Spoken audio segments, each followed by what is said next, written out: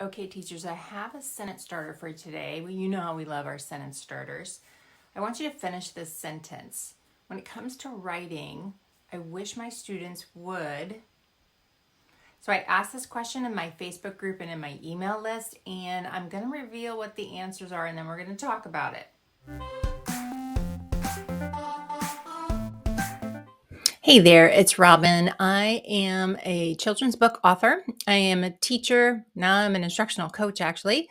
And I've also created a writing program that basically, I just threw away all the boxed curriculum because it just wasn't working. And I took what I learned from being an author. I left the classroom for a while and I just mimicked everything from real life in my classroom. And the results have been amazing.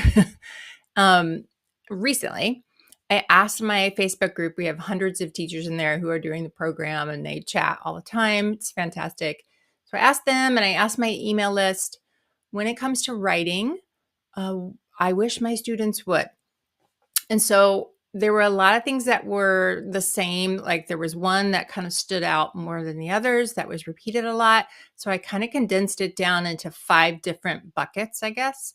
And so these are the results of the 5 things they said. So I want you to think about which one of these maybe resonates with you. Number 1, I want my students to proofread and revise so that they turn in quality work. Yeah, is that you? Number 1. Or is the biggest problem for you number 2? I want my students to use a variety of sentences and answer in a complete sentence. Yep, we want that too. Well, what about number 3? I want my students to expand their explanation of the evidence in their own words instead of repeating the information. It sort of gets formulaic. Let's put a little asterisk here for number 3, and we're going to come back to this. 4, I want my students to stop just copying what's on the board and turning in low quality work. Hearing a theme here. And here was the 5th one. I wish my students would actually get excited to write.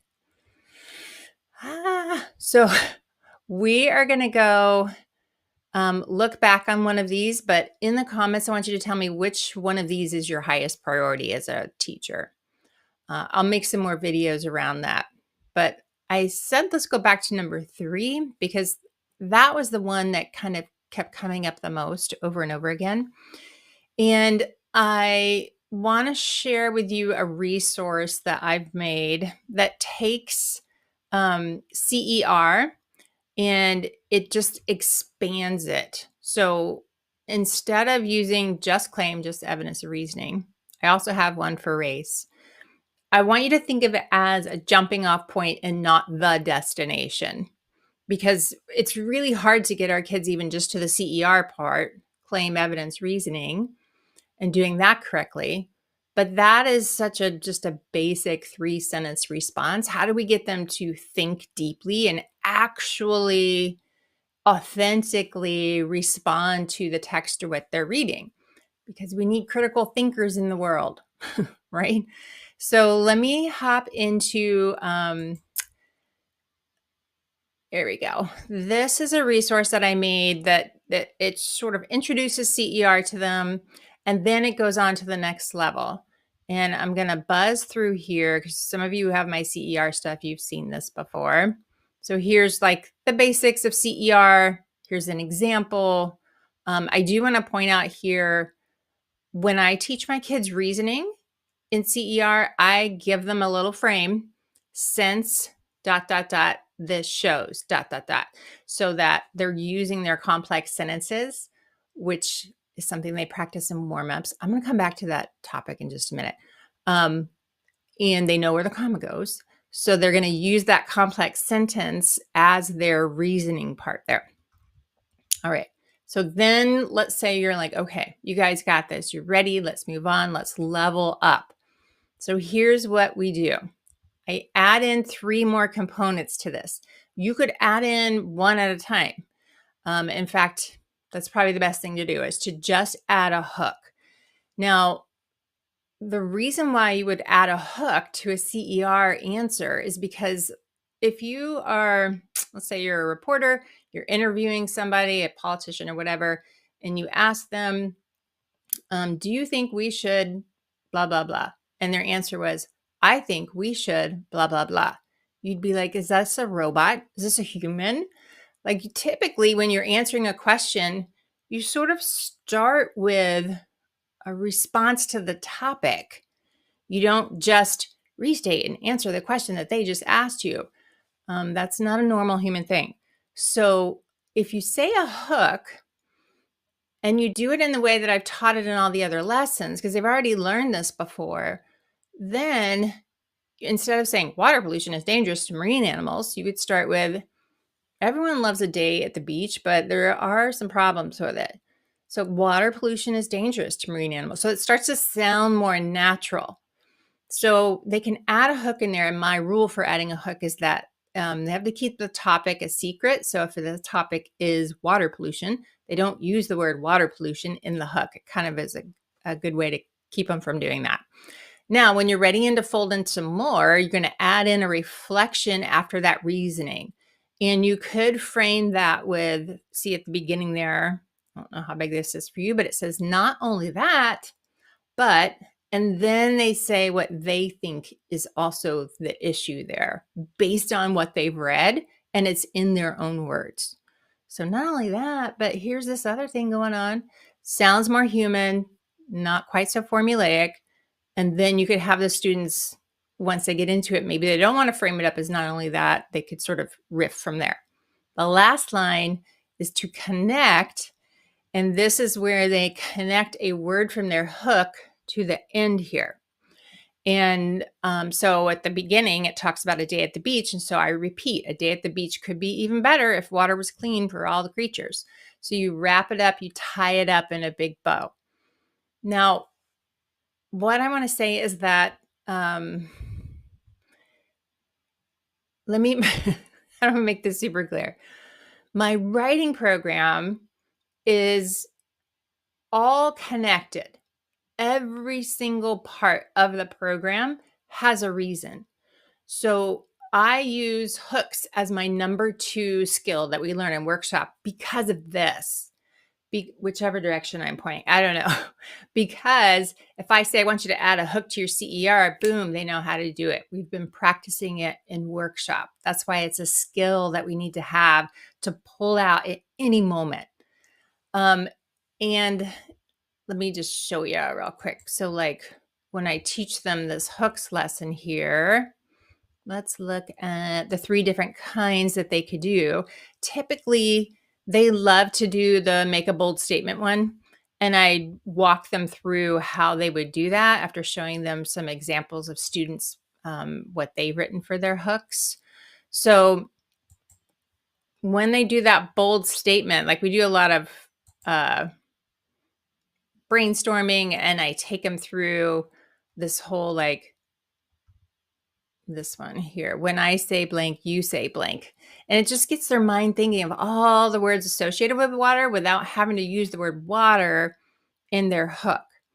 Now, this is connected. I know I'm going like 3 levels deep here, but we always do a hook when we're doing essays, right? And it's all the same rule. And then if you go down, let me just point this out here, the thesis in this particular essay. Well, a thesis is basically a compound sentence.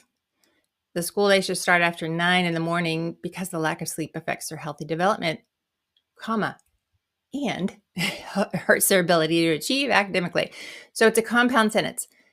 Part of like being a writing teacher is just giving them the confidence that they already know how to do this. And the only way that they will already know how to do this is if you have built it in systematically within your warm-ups and within your weekly skills. So when we get to thesis writing and they hate that word, so like, oh, that feels so formal. A thesis is a compound sentence. Have you ever written a compound sentence? Yeah, you have. Every single morning, and you know how to punctuate it, and you know what all the parts of it are. We're just doing like a fancy compound sentence. And they're like, oh, okay. Well, let me point out this thing right here. Okay. When we get to the end of an essay, we're summarizing, we're connecting, which is in the CER. So remember in that CER that I just showed you, making that connection to it. But look at the last part here, the stick the landing. They find a word or phrase from the hook, and then they connect the two together. So you wrap it up like a bow. Now, once you realize that this is what writers do, you can't unsee this. When you see it done really well in a newspaper article or something, you're like, oh, they've written this hook. And then did you notice how they repeated a certain line or a phrase from the beginning to stick the landing so that it all kind of wraps up together? So if you are hoping to get your students to expand a little, and I do want to go back to race writing for 1 second, because I know some of you use that.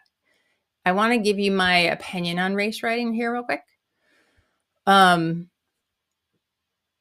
I don't use it anymore. And the reason is because it started to become where writing became like these acronyms that the kids had to memorize.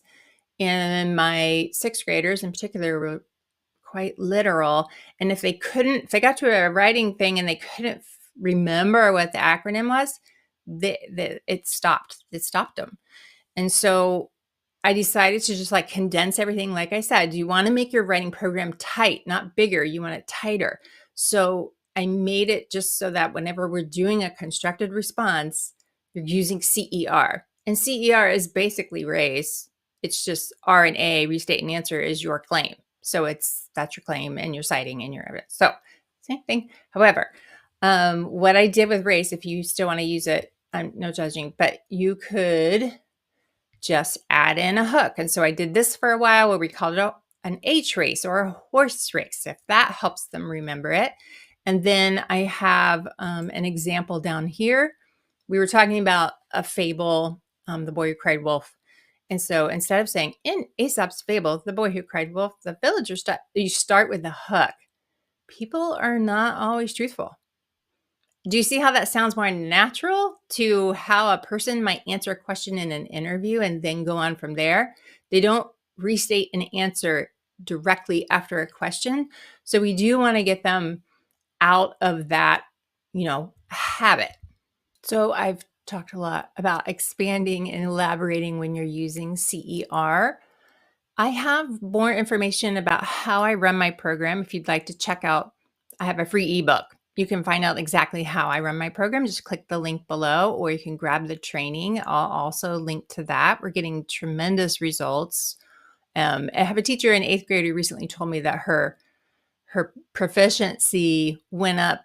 There were 20 something kids who were proficient in writing at the beginning of the year, and now halfway through, over 45 are proficient. And so I cannot wait to hear how her class is doing at the end of the year. In the comments, would you let me know your answer to that question at the beginning? When it comes to writing, I wish my students would, and tell me what's going on with you, what grade you teach, and then I will make videos for you and help you along the way. So thanks for watching, and I'll see you in the next one.